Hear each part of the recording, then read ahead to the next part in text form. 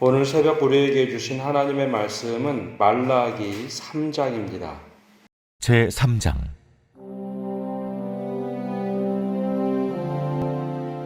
만군의 여호와가 이르노라. 보라, 내가 내 사자를 보내리니 그가 내 앞에서 길을 준비할 것이요 또 너희가 구하는 바 주가 갑자기 그의 성전에 임하시리니 곧 너희가 사모하는 바 언약의 사자가 임하실 것이라. 그가 임하시는 날을 누가 능히 다하며 그가 나타나는 때에 누가 능히 서리요. 그는 금을 연단하는 자의 불과 표백하는 자의 잿물과 같을 것이라. 그가 은을 연단하여 깨끗하게 하는 자 같이 앉아서 레위 자손을 깨끗하게 하되 금은같이 그들을 연단하리니 그들이 공의로운 제물을 나 여호와께 바칠 것이라. 그때에 유다와 예루살렘의 보헌물이 옛날과 고대와 같이 나 여호와께 기쁨이 되려니와 내가 심판하러 너에게 임할 것이라.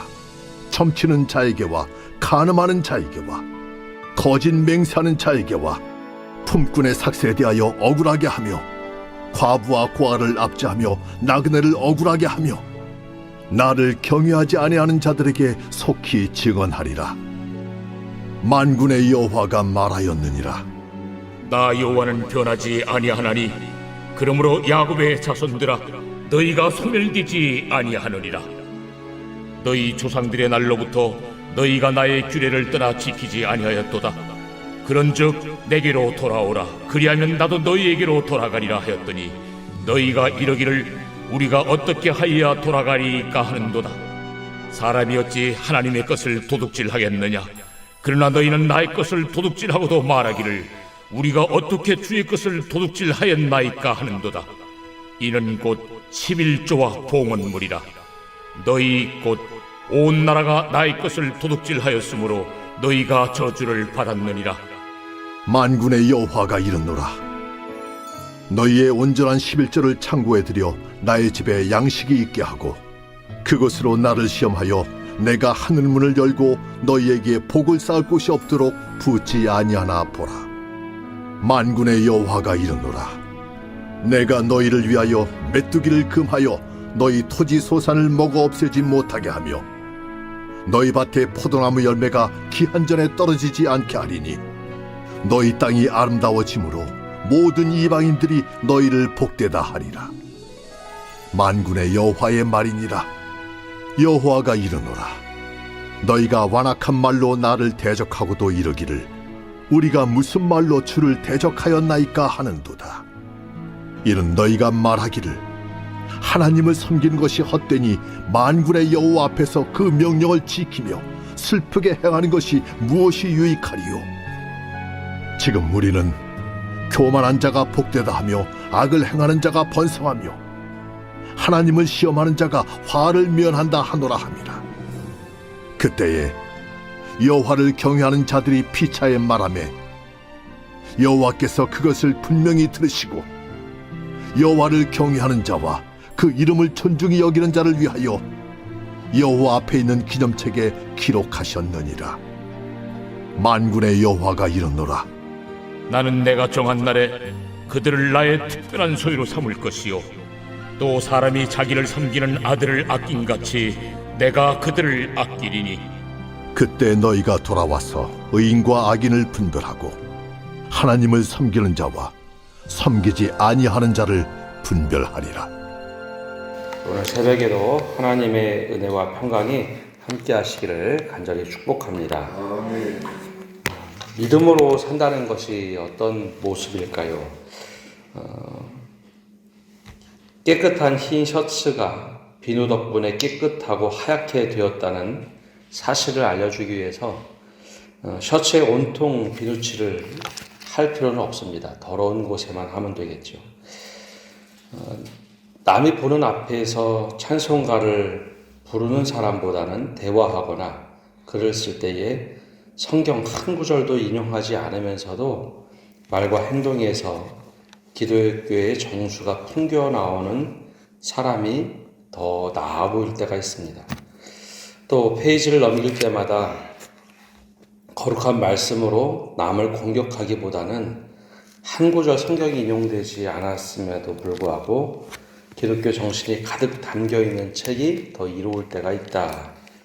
이게 130년 전에 믿음의 선배였던 윤치호 선생이 썼던 일기 내용입니다. 130년 전에도 우리 믿음의 선배들은 그런 이야기를 많이 했습니다. 남들 앞에서 찬송을 부르고 성경 말씀을 인용하는 것보다 오히려 신앙을 가지고 한 번도 성경 인용하지 않고 찬송 부르지 않아도 그 믿음대로 살아냈던 사람의 믿음이 더 고귀하다라는 생각을 했던 것이죠. 오늘 말씀에는 바로 이제 그런 맥락의 말씀이 가득 차 있습니다. 어제 마지막 말씀을 보면 2장 17절의 말씀을 보면 이렇게 되어 있습니다. 너희가 말로 여호와를 괴롭게 하고도 이르기를 우리가 어떻게 여호와를 괴롭혀 드렸나이까 하는도다.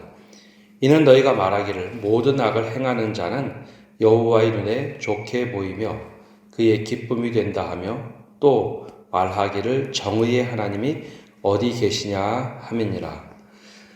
이 표현들은 하나님께 예배하러 나와서 한 표현이 아니라 일상에서 그냥 무심코 사람들이 던졌던 말입니다. 우리는 하나님 앞에서 예배 잘 드립니다. 그런데 일상생활에서는 어떻게 말씀대로 살아. 그렇게 사는 것 어렵지. 또 하나님 앞에서는 잘 사는 것처럼 보이지만 일상의 삶에서는 악한 대로 살면서도 하나님이 은혜 주실 거야. 우리 괜찮아 라고 했던 사람들의 모습을 하나님은 이제 지적을 하시죠. 하나님께서 참다가 이제는 말라기 3장에서 이제 결정을 하십니다. 내가 이제는 나의 사자를 보내겠다라고 말씀하시죠. 이게 언젠가도 한번 말씀드렸듯이 선지서와 묵시록은 조금 다릅니다. 예언의 시대만 하더라도 하나님께 간절히 기도하면 하나님이 들으시고 그 예언자들의 기도에 응답을 하시죠. 근데 이제 묵시록이 되면 하나님이 간절히 이 묵시록을 기록한 사람들이 외쳐도 하나님이 들으시기보다는 이미 하나님의 심판이 결정되었기 때문에 더 이상 그 기도가 응답되기보다는 하나님의 결정이 실천되는 시간으로 바뀌어버립니다. 오늘 말씀은 이제 하나님의 사자를 보내시겠다라고 하는 것은 묵시의 시대, 즉 하나님께서 이미 결정하셨다라는 겁니다. 그래서 2절에 이렇게 말씀하시죠. 그가 임하시는 날을 누가 능히 당하며 그가 나타나는 때에 누가 능히 서리요. 그는 금을 연단하는 자의 불과 표백하는 자의 잿물과 같을 것이라. 이미 뜻을 결정하시고 이제는 실천하신다라는 겁니다. 근데 이 말씀을 누구에게 하시는가? 금을 연단하는 자의 불과 같고 표백하는 자의 잿물과 같을 것이다. 이게 금을 연단하고 더러운 것을 잿물로 표백하는 것은 분명히 정화하는 과정이죠. 근데 이거 누구에게 말씀하시는가 하면 바로 앞에 나왔던 레위 자손, 즉 제사장들과 레위 사람들에게 하시는 말씀입니다. 그들이 바르게 인도해야 되는데 바르게 인도하지 못할 때 하나님이 야 너희 그러면 내가 심판할 거다. 그 말씀을 이제는 실천하시죠. 이 레위 사람들과 제사장들이 바르게 인도하지 못했습니다. 그래서 그들에게 여호와의 사자를 보내서 금은처럼 연단할 것이다. 이 금은 뜨거운 용광로에 풀무불에 녹여서 새롭게 이 금과 은을 뽑아내죠. 불순물이 다 타버립니다. 뜨거운 용광로 속에.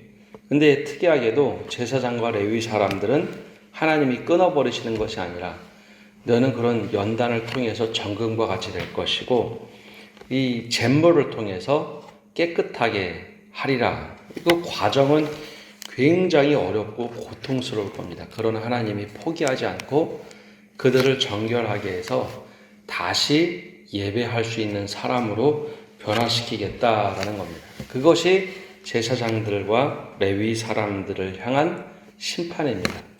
정화 작업을 하시겠다라는 것이죠. 근데 이 모습 과정 속에 굉장히 고통스러워도 하나님께서는 그 과정을 통해서 이렇게 말씀하십니다. 4절에 그때에 유다와 예루살렘의 봉헌물이 옛날과 고대와 같이 나 여호와께 기쁨이 되려니와, 이렇게 깨끗하게 정화를 한 후에 그들이 드리는 예물을 받으시겠다라는 거죠. 이젠 내가 기쁨으로 받겠다. 두 번째 심판의 말씀이 나오는데 5절에서 6절입니다. 이번에는 백성들이 했던 말이 있죠. 정의 하나님이 도대체 어디 계시냐. 2장 17절에 말씀대로 살지 않아도 된다. 악한 대로 살아도 하나님이 좋게 보실 것이다 라고 했던 사람들에 대한 심판입니다. 이번에는 정화하는 심판이 아니라 하나님께서 정말 준엄하게 백성들을 꾸짖는 심판입니다. 그럼 그 어떤 사람들을 심판하시겠다 말씀하시는가 하면 5절에 이렇게 말씀합니다. 내가 심판하러 너희에게 임할 것이라. 점치는 자에게와 간음하는 자에게와 거짓 맹세하는 자에게와 품꾼의 삭세에 대하여 억울하게 하며 과부와 고아를 압제하며 나그네를 억울하게 하며 나를 경외하지 아니하는 자들에게 속히 증언하리라. 만군의 여호와가 말하였느니라. 이들을 하나님께서 심판하시겠다 말씀하시는데 우리가 생각하는 것과는 조금 다르죠. 우리는 믿음 생활을 잘못하면 하나님이 심판하실 것이다 라고 생각을 하지만 다른 사람들에게 잘못하는 사람들, 특별히 신명기의 말씀을 보면 하나님을 경외하지만 이웃들에게 잘못하는 그 죄에 대해서 말씀하시는데 여기 나오는 말씀은 일상생활에 정말 어떻게 바르게 사느냐, 그것에서 벗어난 사람들을 심판하시겠다라는 겁니다. 겉으로는 신앙, 믿음대로 잘 사는 것처럼 이야기하지만 하나님께 예배하자면 잘하는 것처럼 보이지만 간음하는 자, 점치는 자, 거짓 맹세하는 자, 품꾼에게 줘야 될 싹스를 제대로 주지 않고 괴롭게 하는 자, 과부와 고아를 압제하고 나그네를 억울하게 하고 하나님을 경외하지 않는 자. 근데 하나님을 경외하지 않는 것과 이웃에게 악하게 하는 것을 똑같이 하나님께서는 심판하시겠다라고 말씀합니다. 그러면서 6절에 이렇게 말씀하십니다. 나 여호와는 변하지 아니하나니 그러므로 야곱의 자손들아 너희가 소멸되지 아니하느니라. 여기서 말씀하시는 것이 무엇인가 하면 야곱이 누군가입니다. 야곱은 원래 이스라엘이라는 이름을 받기 전에 이름 아닙니까? 근데 야곱은 속이는 자라는 뜻을 가지고 있죠. 이스라엘 백성들이 내 앞에서 나를 속이더라라는 거죠. 하나님 앞에서는 잘하는 것처럼 하면서 뒤에서는 백성들을 괴롭히고 힘들게 하는 것. 그래서 이스라엘 자손이라고 부르지 않고 왜 내 앞에서 거짓되게 속이느냐. 그들을 하나님께서 잘못된 이들을 끊어버리시되 다 멸하는 것이 아니라 그 경건한 자들을 남겨두신다라는 말씀입니다. 너희가 소멸되지 아니하도록 하겠다라는 거죠. 이 두 번째 심판의 말씀입니다. 세 번째 이스라엘 백성과 쟁론했던 또 다른 말씀은 7절부터 12절까지 나옵니다. 7절에 먼저 이렇게 말씀하시죠. 만군의 여호와가 이르노라 너희 조상들의 날로부터 너희가 나의 규례를 떠나 지키지 아니하였도다. 그런즉 내게로 돌아오라. 그리하면 나도 너희에게로 돌아가리라 하였더니 너희가 이르기를 우리가 어떻게 하여야 돌아가리이까 하는도다. 이스라엘 백성들이 잘못해서 야 너희 규례를 떠나지 말고 이제는 나에게 돌아와라. 그러면 내가 너희에게로 돌아가겠다. 하나님이 그렇게 말씀하시자 백성들이 말합니다. 어떻게 돌아가죠? 돌아가는 방법을 모르겠는데요. 뻔히 알면서도 이제 그렇게 말을 하는 이 앞에서 거짓말하는 모습을 하나님이 지적을 하시죠. 근데 이 모습이 어떤 모습이었길래 이렇게 말씀하시는가 하면 바로 이제 11조에 대한 말씀입니다. 8절에 이렇게 말씀하시죠. 사람이 어찌 하나님의 것을 도둑질하겠느냐. 그러나 너희는 나의 것을 도둑질하고도 말하기를 우리가 어떻게 주의 것을 도둑질하였나이까 하는도다. 이는 곧 11조와 봉헌물이라. 이 당시 이제 말라기 처음 말씀드릴 때 시대적인 배경을 말씀드렸는데 이 당시는 두 번째 성전을 다시 재건했던 시대입니다. 느헤미야 바로 앞 시대, 그리고 학계 스가랴가 활동하던 시대였죠. 근데 백성들이 그런 얘기를 합니다.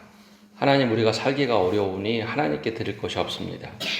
그래서 하나님 앞에 드렸던 이 11조는 제사장들과 레위인들 또 고아와 과부들을 위해서 쓰여졌는데 그 11조를 드리지 않다 보니 제사장들이 예배를 더 이상 드릴 수 없고 이탈하는 제사장직을 떠나는 일이 많았죠.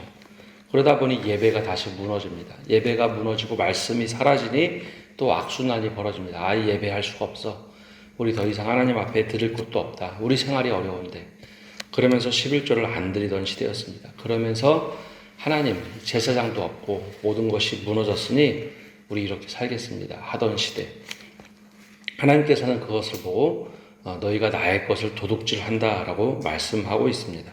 근데 그러면 실제로 이스라엘 역사 중에 그렇게 어려웠던 시대였는가? 그렇지가 않죠. 이 하나님께서 이 말씀을 하시면서 반대로 역설적으로 말씀합니다. 야, 너희가 그러면 11조로 나의 고가를 한번 채워보라. 그러면 내가 너에게 축복을 안 하나 보자. 이 뒤에 말씀만 우리가 많이 인용을 하면서 이야기합니다. 10절에 이렇게 말씀하시죠. 만군의 여호와가 이르노라, 너희 온전한 11조를 창고에 들여 나의 집에 양식이 있게 하고 그것으로 나를 시험하여 내가 하늘문을 열고 너희에게 복을 쌓을 곳이 없도록 붙지 아니하나 보라. 그래서 이 말씀을 거꾸로 해석을 하면 11조 많이 내면 내가 너희 창고의 곳간을 다 채우리라 라고 해석을 하는데 실제 이 당시 배경은 좀 반대였습니다. 하나님께 드려야 될 11조를 사람들이 드리지 않고 아이 그렇게 살면 우리 어렵다라고 했던 시대를 하나님께서 뒤집어 엎어서 말씀하는 겁니다. 야, 그러지 말고 진짜로 내 곳간을 채워봐라. 그럼 내가 다른 것을 채우지 아니하는가. 그러면서 땅의 소산들이 얼마나 내가 축복해서 많이 날는지 너희 나를 한번 시험해봐라 라고 하셨던 말씀입니다. 근데 이게 물질관인데요. 물질관은 우리가 10의 1을 하나님께 드린다라고 생각하는 경우가 많은데 그것보다는 하나님께서 우리에게 100%를 다 허락하셨는데 그 중에 10의 9는 내가 사용하고 하나님께서 주신 것이기에 다시 10의 1을 하나님께 드린다라고 생각하는 것이 맞는 겁니다. 이 당시에 이제 농경사회에서는 하나님의 축복이 없으면 또 농산물의 수확을 할 수가 없었죠. 비를 내려주셔야 농산물의 수확이 납니다. 아무리 농부가 열심히 일해도 비가 오지 않으면 그리고 또 기후 조건이 맞지 않으면 농산물은 망하기 마련입니다. 메뚜기가 한번 와서 다 뜯어먹으면 망하는 거죠. 그래서 하나님의 은혜로 모든 수확물을 거뒀기에 10의 9는 내가 사용하지만 하나님께서 은혜 주셨기에 그 10의 1은 돌려드립니다 라는 고백이 원래 10의 1조였습니다. 하나님이 뭐 가진 것이 없기 때문에 사람들에게 10의 1조를 받은 것이 아니라 하나님이 모든 것을 공급하셨기에 거기에 합당한 감사를 드렸던 것이 10의 1조죠. 근데 그 말씀을 하고 계십니다. 왜 나의 것을 너희 것인 양 그렇게 하느냐. 그것이 바로 11조의 정신에 대해서 말씀하시고 나를 한번 시험해봐라 라고 말씀하시죠. 그리고 13절에서 18절까지는 두 부류의 사람이 확 나누어집니다. 13절에서 15절까지는 악하고 교만한 자의 모습이 나고 마지막 16절에서 18절까지는 하나님을 경외하는 자들을 비교해서 말씀하십니다. 그럼 하나님 앞에서 교만하고 악한 자가 어떤 모습이었는가? 이런 거죠. 하나님 앞에서는 되게 잘하는 것처럼 하는데 14절에 이렇게 말합니다. 이는 너희가 말하기를 하나님을 섬기는 것이 헛되니 만군의 여호와 앞에서 그 명령을 지키며 슬프게 행하는 것이 무엇이 유익하리요. 지금 우리는 교만한 자가 복되다 하며 악을 행하는 자가 번성하며 하나님을 시험하는 자가 화를 면한다 하노라 함이라. 하나님 앞에 나와서 예배하는 모습이 아니라 일상생활 살면서 그들이 스스로 하는 말입니다. 야, 말씀대로 사는 거 어렵지. 우리가 살아온 대로 살아야지. 하나님 뜻대로 살아가는 거 정말 힘들지 하면서 그렇게 안 살아도 돼. 교회에 가서만 믿음 생활하면 되지. 라고 했던 이야기와 똑같은 이야기입니다. 악을 행해도 번성하기만 하고 그래서 돈을 많이 벌어서 하나님께 예물을 많이 드리면 되지. 일상생활이 완전히 무너져 있으면서 하나님을 경외하는 것처럼 했던 사람들, 그것이 오히려 교만하다라는 거죠. 반대로 여호와를 경외하는 자들은 이렇게 말합니다. 16절에 그때 여호와를 경외하는 자들이 피차의 바람에 여호와께서 그것을 분명히 들으시고 여호와를 경외하는 자와 그의 이름을 존중히 여기는 자를 위하여 여호와 앞에 있는 기념책에 기록하셨느니라. 매일 일상을 살면서 야, 이거 하나님이 다 들으셔. 우리가 어떻게 사는지 하나님이 다 아셔. 그러니 우리가 하나님 앞에 바르게 살아야지. 교회에서 아니라 일상에서도 하나님이 원하시는 대로 살아야지. 그렇게 살아가는 사람들이 하나님이 바라보시고 그들을 다 기억하시고 하나님의 기념책에 기록해 놓았다라는 거죠. 그러다 보니 그 사람들의 삶은 누구를 섬기기도 하고 하나님 앞에 살아가니 의인으로서 살아가더라라는 겁니다. 그래서 18절의 마지막에 이렇게 말씀합니다. 그때에 너희가 돌아와서 의인과 악인을 분별하고 하나님을 섬기는 자와 섬기지 아니하는 자를 분별하리라. 뚜렷하게 우리가 분별할 수 있다라는 것이죠. 오늘 말씀을 보면 하나님 앞에서 잘 살아가는 것이 그 당시로 보면 이제 성전에 와서 예배 잘 드리는 것을 말한 것이 아니라 일상에서 하나님 앞에 얼마나 정직하게 살아가느냐, 말씀대로 어떻게 살아가려고 노력하느냐, 그 사람들을 하나님께서 기억하시더라라는 겁니다. 물질도 모든 것을 하나님이 나에게 주셨으니까 하나님의 것인데 감사함으로 9은 쓰고 하나님께 합당한 영광을 돌리는 것, 또 잘못된 길을 걷는 것이 아니라 어떻게 하나님 뜻으로 살아가는가, 이것을 우리들에게 묻고 있습니다. 근데 이것이 평상시에 했던 말씀이기도 하면서 말라기 3장 구약성경 마지막에도 이 말씀을 하고 계시다는 것이 우리에게 도대체 무엇을 원하시는가, 우리 믿음 생활을 다시 한번 점검해 볼 수 있는 말씀입니다. 그리고 이 말라기 말씀이 마친 후에 하나님의 침묵하시는 시간이 400년이나 흘러갑니다. 더 이상 선지자를 보내지 않으시죠. 이렇게 살아야 되는데 그렇게 살지 않자 하나님이 침묵하시는 중간기 400년이 흘러갑니다. 오늘 우리가 하나님의 말씀을 듣고 살아간다는 것이, 또 믿음 생활을 한다는 것이 무엇인지 우리 스스로에게 질문하고 답할 수 있는 성도 여러분 되시기를 바랍니다. 기도하겠습니다. 하나님, 오늘도 저희가 주님 앞에 나와 말씀을 듣고 나갑니다. 주님, 말라기 선지자를 통하여 하셨던 이 말씀, 그리고 하나님께서 더 이상 선지자를 보내지 않으시고 침묵하셨던 시간을 봅니다. 바로 이때 우리가 어떻게 믿음 생활을 해야 하는지, 특별히 이 말씀을 보면서 우리의 일상에서의 삶이 하나님께서 어떻게 바라보시고 우리의 믿음을 평가하시는지 우리 자신 스스로 늘 돌아보게 하여 주옵소서. 주님 앞에 나와 있는 이 예배의 시간뿐만 아니라 일상의 삶의 예배 속에서 어떻게 하나님 앞에 서고 있는지, 내가 하고 있는 말은 바로 의인과 악인의 모습 중에 어떤 모습인지 늘 돌아보게 하시며 하나님께서 축복의 사람으로 우리를 인도하시고 우리를 정화시키는 사람으로 변화시켜 주시옵소서. 오늘 한 날도 모든 것을 주님께 맡겨드리며 예수님의 이름으로 기도합니다. 아멘.